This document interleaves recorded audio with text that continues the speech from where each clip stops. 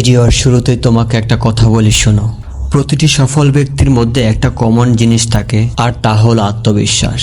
হ্যাঁ, নিজের প্রতি আত্মবিশ্বাস। যদি তুমি সফল হতে চাও তাহলে নিজের প্রতি আত্মবিশ্বাস থাকাটা অনেক জরুরি। তুমি যদি নিজের থেকে বিশ্বাস করো আমি এই কাজটি পারবো না, তাহলে পৃথিবীর যত বড়ই মোটিভেটর আসুক না কেন, সে কাজ তোমার দ্বারা সে কখনোই করাতে পারবে না। আর যদি তুমি নিজের প্রতি বিশ্বাস রাখো, আস্থা রাখো যে আমি পারবো, তাহলে পৃথিবীর কেউ তোমাকে সফলতা থেকে আটকাতে পারবে না। তাই নিজের প্রতি আত্মবিশ্বাস হওয়াটা অনেক জরুরি, অনেক গুরুত্বপূর্ণ। মনে রেখো, আমাদের হাতে কখনোই রেজাল্ট থাকে না, আমাদের হাতে কখনোই ভাগ্য লেখা থাকে না। আমাদের হাতে যেটা থাকে সেটা হলো আমাদের মেহনত। হ্যাঁ, সেটা হলো আমাদের পরিশ্রম।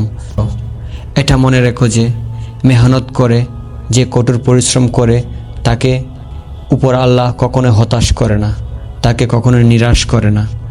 তাই আল্লাহর উপর বিশ্বাস রাখো, দেখবে সফলতা তুমি পাবেই। কিন্তু একটা কথা মনে রেখো, সফলতার কিন্তু কোনো শর্টকাট হয় না। এই সফলতা পাওয়া সম্ভব শুধুমাত্র কঠোর পরিশ্রমের দ্বারাই। হ্যাঁ, কঠোর মেহনতের দ্বারাই। তাই সফল হতে চাইলে কঠোর পরিশ্রম করো। আমাদের জীবনে সফলতা এক একজনের কাছে এক এক রকম হয়। মধ্যবিত্ত পরিবারের সন্তানদের কাছে একটা সরকারি চাকরি পাওয়া মানেই সফলতা, একটা ভালো গাড়ি কেনা মানেই সফলতা। আবার হতে পারে একটা বাড়ি করা মানেও সফলতা। এই সফলতা আমাদের প্রত্যেকের জীবনে ভিন্ন প্রকৃতির হয়।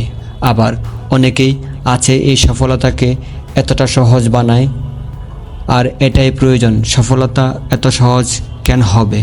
যে কাজে অধিক বিফলতার উপর সফলতা পাওয়া যায়, সেই কাজেই তো আনন্দটা অনেক বেশি। সফলতা যত কঠিন হবে, আনন্দের স্বাদ ততটাই মধুর হবে। মনে রেখো, তুমি কিন্তু দুর্বল নয়, তুমি কিন্তু অনেক মজবুত। তাই তোমার সফলতা অনেক কঠিন হওয়া দরকার। অবশেষে তোমাকে একটা কথা বলবো, মনে রেখো, প্রকৃত সফলতা সেটাই যে সফলতায় তোমার বাবা মায়ের মুখে হাসি ফোটায়, যে সফলতায় তোমার পরিবারের অনেক খুশি হয়।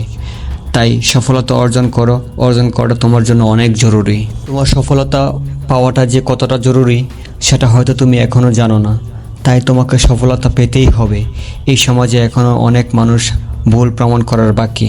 যদি তুমি রাজা হতে চাও তাহলে তোমাকে গোলামের মতো মেহনত করতেই হবে। হ্যাঁ, তুমি যদি রাজা হতে চাও তাহলে তোমাকে গোলামের মতো মেহনত করতেই হবে, এটাই স্বাভাবিক। তাই তুমি কঠোর পরিশ্রম করো এবং তুমি কঠোর মেহনত করো, কখনোই ভাগ্যের উপর বসে থেকো না। তাই পরিশ্রম করো, তোমার এই মেহনত তোমার ভাগ্যকে একদিন পরিবর্তন করে দেবে।